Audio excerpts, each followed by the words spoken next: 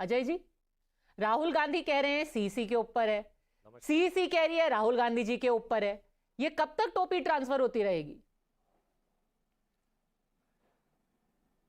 पदमजा जी, सबसे पहले आप जैसी अच्छी एंकर और आपके चैनल वासी और समस्त देशवासियों को भगवान रामनवमी पर, भगवान श्री राम के अवतरण दिवस पर हार्दिक बधाइयां, शुभकामनाएं अपनी पार्टी कांग्रेस की तरफ से, राहुल जी की तरफ से, प्रियंका जी की तरफ से, अखिलेश जी की तरफ से, खड़गे जी की तरफ से और अजय वर्मा की तरफ से। अब मैं आपकी बात का जवाब शुरू करता हूं, क्योंकि आज जो रेडिसन ब्लू होटल में गाजियाबाद में जो प्रेस कॉन्फ्रेंस थी हमारी इंडिया गठबंधन की संयुक्त अखिलेश यादव जी और राहुल जी की, आई वाज ऑल्सो देयर, मैं भी बाहर था वहां। तो राहुल जी से जब पूछा गया, इसमें देखिए हमारे यहाँ पार्टी बड़ी है, आदमी छोटा है। भाजपा की तरह हमारे यहाँ जो है आदमी, मोदी जी, वहां पार्टी का नाम भाजपा नहीं है, मोदी पार्टी हो गया है। हमारे यहाँ पार्टी बड़ी है, जो पार्टी निर्णय करेगी, जो पार्टी हाईकमान की सीसी, जो हमारी चीफ इलेक्शन कमेटी है, जो इलेक्शन वर्किंग कमेटी है, वो और बहुत जल्दी आपको खुशखबरी हम देंगे कि राहुल जी भी, प्रियंका जी भी, दोनों उत्तर प्रदेश से चुनाव लड़ने की संभावनाएं 99% है। कांग्रेस के बब्बर शेर कार्यकर्ता और देश के कार्यकर्ताओं की डिमांड पर वो बहुत जल्दी आपको इस सूचना मिल जाएगी। Ajay ji, I love that even now जब पहली फेज ऑफ पोलिंग दो दिन बाद है, आप कह रहे हैं हम बहुत अच्छी खुशखबरी देंगे कि संभावना है कि राहुल जी लड़ेंगे। सर, कब तक संभावना रहेगी? अमेठी के लोगों की भावना तो समझ लीजिए आप। हम 26 तारीख के बाद देंगे आपको, गाजियाबाद में चुनाव का वोट डलने दीजिए, 26 के बाद आपको एक सूचना देंगे। आप इंतजार करिए, आपको अच्छी खुशखबरी मिलेगी। इट्स अवर कमिटमेंट, हमारा आपसे वादा है। सर, ये कमिटमेंट हमसे नहीं है, commitment should be to the people of Amethi. But one more question I want to ask you before I open it up and bring in Shaina NC. ये बीजेपी का सवाल कैसे है? ये तो अमेठी के लोग भी पूछ रहे होंगे ना कि भाई हमें आपने ऐसा मतलब बीच भंवर में टाइप छोड़ रखा है, ना ये पता है कौन अमेठी से लड़ रहा है, ना ये पता है कौन रायबरेली से लड़ रहा है। ये बीजेपी का सवाल कैसे है? ये तो वहां के वोटर का सवाल होगा ना।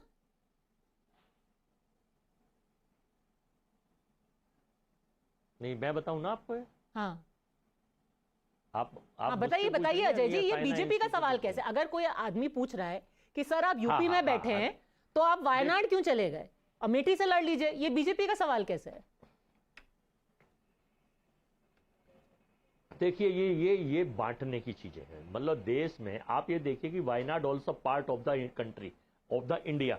भारत का केरला हुआ, वायनाड हुआ, तमिलनाडु हुआ, कर्नाटक हुआ, उत्तरांचल हुआ, उत्तर प्रदेश हुआ, बंगाल हुआ, ये सब पार्ट। देखिए, बॉडी जो होती है, शरीर, वो हाथ, पैर, मुंह, आंख, नाक मिला के बनती है।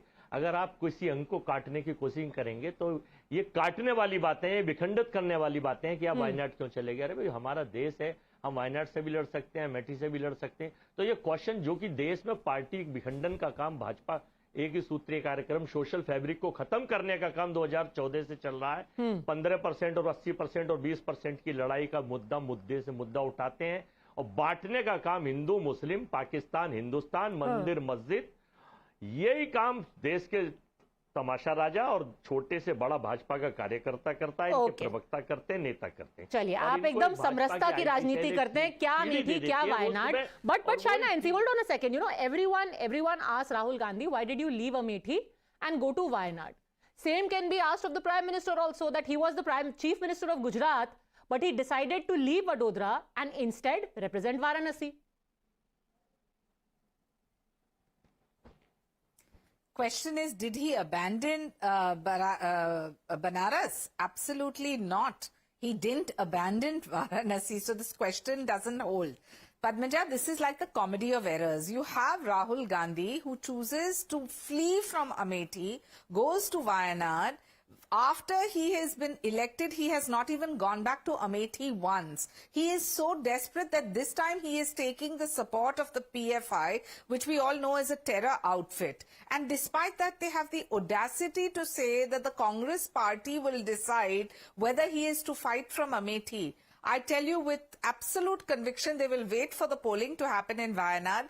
Moments they feel that he is in an insecure zone, which he is going to be in, then they will announce that, oh, this is the legacy of this so-called family, which is now giving itself to Uttar Pradesh. For what? On the other hand, you have a Smriti Irani who has come from a different part of the country, made Amethi her home, officially lives there, represents the people, and has developed the constituency in the best interest of all. So I don't even think there is a competition there.